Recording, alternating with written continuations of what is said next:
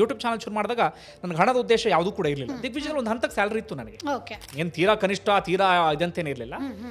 ಆದರೆ ಭಾರಿ ಅದ್ಭುತ ಸ್ಯಾಲ್ರಿ ಅಂತಲ್ಲ, ಒಂದು ಲೆವೆಲ್ಗೆ ಇತ್ತು. ನಾನು ಬೆಂಗಳೂರಲ್ಲಿ ಆರಾಮಾಗಿ ಬದುಕು ಸಾಗಿಸ್ಬೋದು, ನನ್ನ ಕುಟುಂಬ ನಿರ್ವಹಣೆ ಮಾಡುವಂಥ ಸ್ಯಾಲ್ರಿ ಇತ್ತು. ಆದರೆ ಯೂಟ್ಯೂಬ್ ಶುರು ಮಾಡಿದಾಗ ನನಗೆ ಆರಂಭದಲ್ಲಿ ಗೊತ್ತಿರಲಿಲ್ಲ ಈ ರೀತಿಯಾಗಿ ಹಣ ಬರುತ್ತೆ ಎಲ್ಲ ಗೊತ್ತಿರಲಿಲ್ಲ. ಬಟ್ ನನಗೆ ಫಸ್ಟ್ ಮಂತ್ ಇನ್ಕಮ್ಮೇ ನನ್ನ ದಿಗ್ವಿಜಯದ ಒಂದು 2-3 ಪಟ್ಟು ಬಂದುಬಿಡ್ತು ನನಗೆ. ದಿಗ್ವಿಜಯ ಸ್ಯಾಲ್ರಿಯ 2-3 ಪಟ್ಟು ಬಂದುಬಿಡ್ತು ನನಗೆ ಮೊದಲ ನನ್ನ ಯೂಟ್ಯೂಬ್ ಇನ್ಕಮ್ಮೆ. ಸೆಕೆಂಡ್ ಮಂತಿಗೆ ಬರ್ತೀನಿ, ಅದಕ್ಕಿಂತ ಒಂದು ಸ್ವಲ್ಪ ರೈಸ್ ಆಗೋಕ್ಕೆ ಶುರುವಾಯಿತು. 3ನೇ ತಿಂಗಳಿಗೆ ಬರೋಕ್ಕೆ ಶುರುವಾದಾಗ ಇನ್ನೂ ರೈಸ್ ಆಗೋಕ್ಕೆ ಶುರುವಾಯಿತು. ನಾನಲ್ಲೇನೋ ಬೆಟ್ಟಿಂಗ್ ಆ್ಯಪ್ ಪ್ರಮೋಟ್ ಮಾಡ್ತಾ ಇರಲಿಲ್ಲ, ಇನ್ನೊಂದೇನು ಮಗದೊಂದು ಅದಂಥದ್ದೇನು ಕೂಡ ಮಾಡ್ತಾ ಇರಲಿಲ್ಲ. ಕೇವಲ ಈ ಕಂಟೆಂಟ್ ಮೂಲಕವೇ, ಆರ್ಗ್ಯಾನಿಕ್ ಕಂಟೆಂಟ್ ಮೂಲಕವೇ, ಅಥವಾ ನನ್ನ ಚಾನಲ್ ಇನ್ನೇನೋ ಬೇರೆ ರೀತಿ ಪ್ರಮೋಟ್ ಮಾಡೋದು ಅಂಥದ್ದೇನು ಮಾಡ್ತಾ ಇರಲಿಲ್ಲ. ಈ ಕಂಟೆಂಟ್ ಮೂಲಕವೇ ನನಗೆ ಹಣ ಬರೋದಕ್ಕೆ ಶುರುವಾಯಿತು. ಬರ್ತಾ ಬರ್ತಾ ಬರ್ತಾ ನನಗೆ ದಿಗ್ವಿಜಯ ನ್ಯೂಸ್ನ ಸ್ಯಾಲ್ರಿ ಹೆಂಗೆ ಅನ್ಸೋಕೆ ಶುರುವಾಗ್ಬಿಡ್ತು ಅಂದರೆ ನಾನು ನೋಡ್ತಾನೆ ಇರಲಿಲ್ಲ.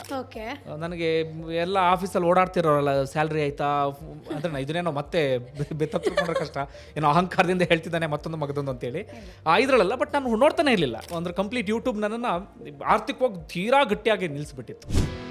ಬಾಸ್ ವಾಲಾ, ಬಿ ದ ಬಾಸ್.